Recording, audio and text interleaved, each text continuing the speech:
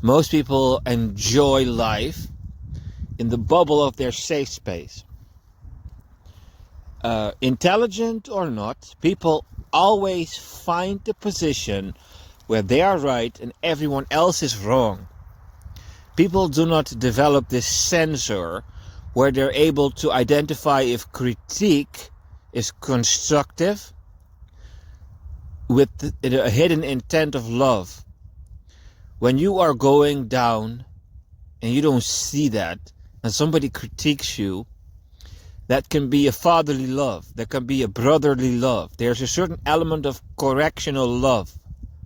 You correct your children because you don't want them to harm themselves. So usually people do not wish to develop the sensor where the input from the outside world is appreciated. In contrary, societies and countries tend to disturb quote-unquote dissidents and quote-unquote demonize or pervert the minds of those who have other think. So the people enjoy the privilege of living in the own world. And to a rational, reason-driven individual, that appears like somebody who has the privilege to live under a delusion.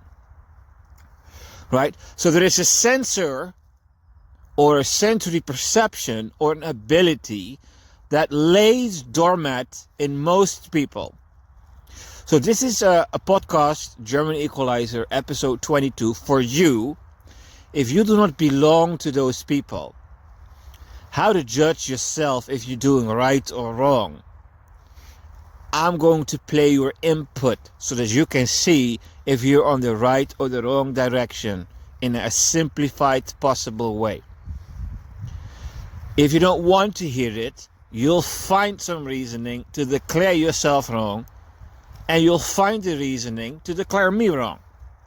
Because that's usually what happens when you talk to people that don't want to listen.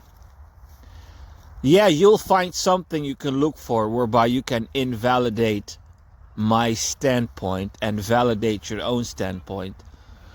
Or you can awaken the bridge called reason and listen to my reasoning and judge if my reasoning is enlightened or corrupted. Alright? So time flows and you're stuck in your particle of time.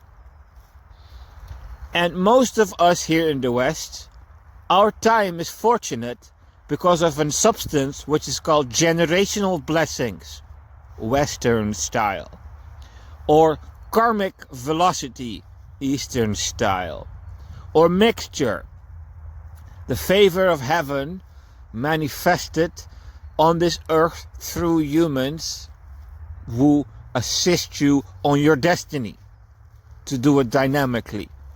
You're walking around and things and people are assisting you and helping you go in a certain, wherever you're going, the flow of your destiny. Right? And there is a percentage, which I want you to hear, of correct decisions made and incorrect decisions made. So the root of the understanding of this podcast is that you're not infallible. You make mistakes. Humanity is fallible. So enlightenment starts, which is technically defined as self-realization, when you discover that you are fallible. The moment you understand that you do not have all the answers to all the questions, you can understand that there might be things inside of your mind, processes that are not refined enough, or that you simply don't have the talent to solve whatever is in front of you. And when you are under the assumption that you cannot make mistakes, what's going to happen is that you're going to go in a timeline and make decisions, and you're going to have an error ratio, an error march, and you're going to act like there is no error march in your timeline.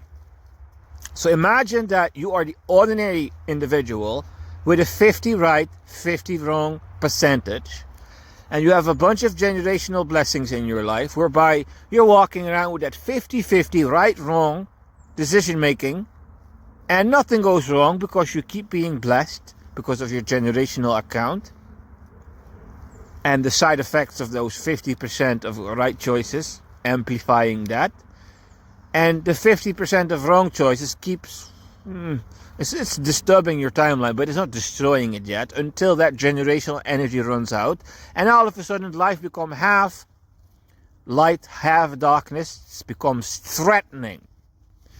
Your decisions are starting to threaten your life's existence. That's the kind of the vibe that I'm describing for you when you attain the reality where you have upused your generational blessings and your mind is at 50-50 percentage of doing right and wrong. You will feel threatened in your existence because 50% of your karmic timeline is negative. Alright? So who of you, the elemental question, has a 100% correct ratio? Because that's what you need to do, that's what you need to be, that's what you need to become to have a timeline of harmony. Literally make absolutely no mistake, as if you're infallible.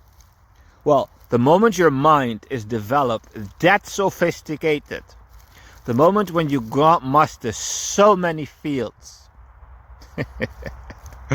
then you can walk around on this earth and act like you know it all, and you can make all your decisions yourself. You can tune out all critique. You can tune out all of it. All the external inputs that are trying to help you go into your destiny. Go into where you need to be. Go in there where you're born for. Right? So the question for you is, how great is your correct ratio? And how great is your error ratio? And if you objectively judge that, then you can kind of see where your timeline is going once your generational blessings account runs dry. Because that's the trend, ladies and gentlemen. There is a trend in the West where one after the other, poof, poof, poof, poof. My energy is gone. Where are all my friends?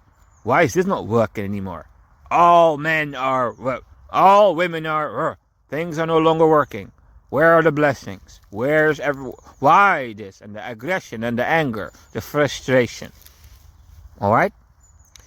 The first step towards the next stage in life is attained with self-realization, which is attained with the understanding of the human fallibility and the attempt to curve the timeline whereby the fallibility is civilized, whereby the error ratio becomes lesser and lesser.